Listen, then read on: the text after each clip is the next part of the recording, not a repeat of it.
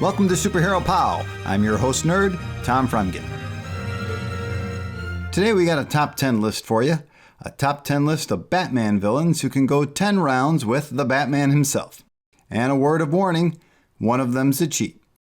As we all know, Batman is arguably the best Street Fighter hero in the DC universe, and the bulk of his rogues gallery has no chance with him in the ring. Joker, Riddler, Scarecrow, Mad Hatter, heck even Catwoman are all dusted within minutes, let alone have the ability to last 10 rounds with him. But there are a few rare villains who can go 10 rounds with the Dark Knight, and some of them can even get a knockout.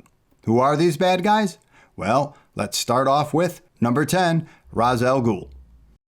While not quite the spring chicken he used to be, which is probably why he always loses, Ra's al Ghul is nearly Batman's physical equal, and completely his equal when it comes to cunning and skill. An extremely long-lived man, thanks to his Lazarus Pit, Al Ghul is the ultimate Bond villain for Batman, as they battled all over the world in fabulous style. For extra drama, Batman and Raz's daughter, Talia, are in love with each other. But she can't just give up her father, and Batman just can't give up the law. Plus, he still hopes Batman will one day succeed him in his criminal organization to save the world. Therefore, it's always a treat to watch these two duke it out. Number 9. Bane. On some level, Bane is everybody's favorite, as he always looks completely jacked, and he did break Batman's back. But I have to say I'm not so impressed with Bane as a straight-up fighter. For one thing, he's drug-fueled to superhuman levels, and without a seemingly constant flow of venom, he crumbles like Glass Joe. 2, when he broke Batman's back, it was after Batman spent several sleepless nights tracking down other supervillains that Bane had freed. I mean, look at this fight. Batman's barely even defending himself. So while Bane can totally go 10 rounds with Batman, he's more drug than man. Number 8. The KG Beast, the greatest living weapon of the USSR. Trained in all forms of combat and pumped with drugs just shy of the super soldier serum. But at least he doesn't need a constant supply of them like Bane. Oddly enough, Batman never really fought the Beast to a finish. Opting for brain power first, Batman originally trapped the Beast with his bat line, forcing him to cut off his own hand to escape. And then finally herded him into a sewer cellar with no exit and locked the door on him. But you can bet, if they ever do get a chance to go 10 rounds, it would be something to see. And a quick side note, the KG Beast does have an equal, his protege, the NKV Demon, who too has managed to fight Batman to a virtual standstill before being killed by the Russian police. Number 7. The Hangman. This was a one-off character from the 1960s, a television newscaster who also moonlighted as a professional wrestler. As the Hangman, Telman Davis, was unbeatable and wanted to prove that he was the toughest masked man in Gotham City. So he pretended to be a villain in order to come in conflict with Batman.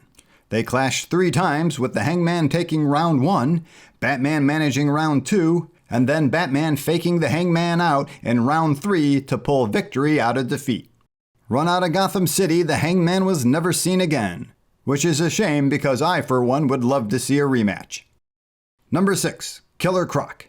Recently, Croc has been turned into a giant alligator on 2 legs with a tail and everything. But back in the day, he was just a large alligator man, thanks to a skin condition. Like Bane, Croc tested Batman before they finally fought.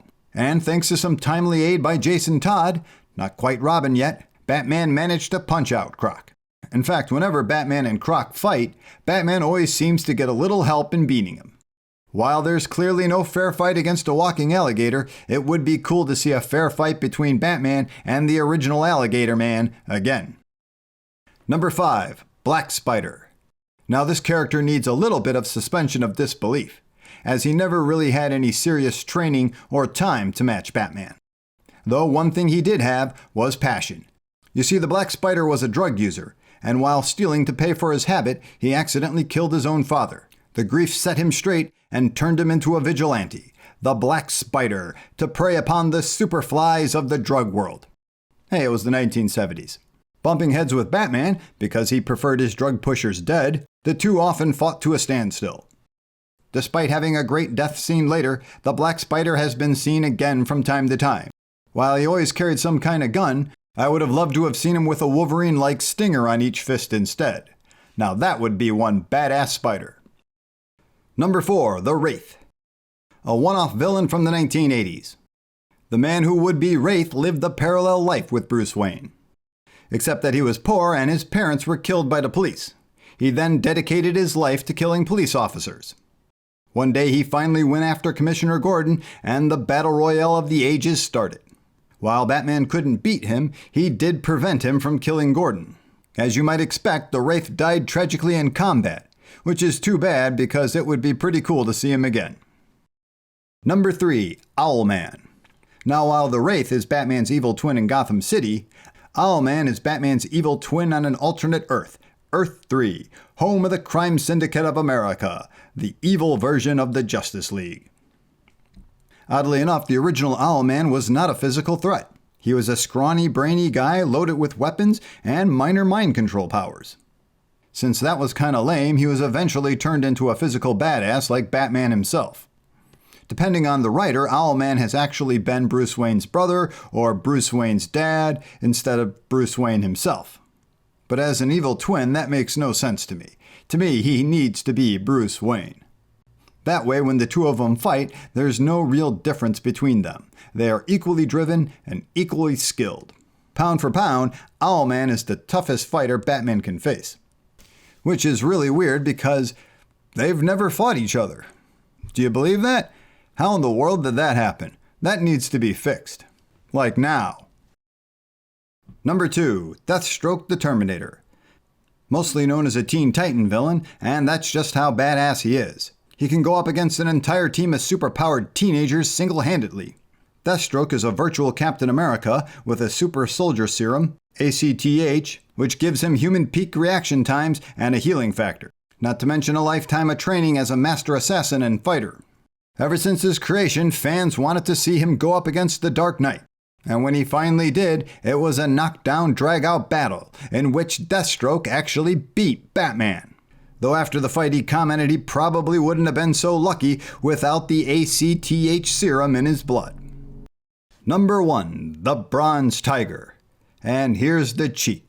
Because the Bronze Tiger really isn't a bad guy. Under the tiger mask, he's Ben Turner, one of the 3 greatest living martial artists, along with Richard Dragon and Lady Shiva. Though Ben has had a very rough life, and once he was captured by the League of Assassins, who brainwashed him and turned him into the costume killer known as the Bronze Tiger. Then while on an assignment, the Bronze Tiger took out the Batman with one savage blow. Batman was more ready for their second fight, but still it was tough going for the Dark Knight, ending when somebody hit Batman with a poison dart. After the fight, Ben shook off his brainwashing and made peace with Batman, and eventually joined the Suicide Squad. Still, if there's one villain who has no fear facing Batman in the ring, it's the Bronze Tiger. There you have it, 10 of the toughest fighters Batman ever faced. Thanks so much for watching, and be sure to let us know what you think below. And as always, be kind and subscribe. It truly helps us pay the bills.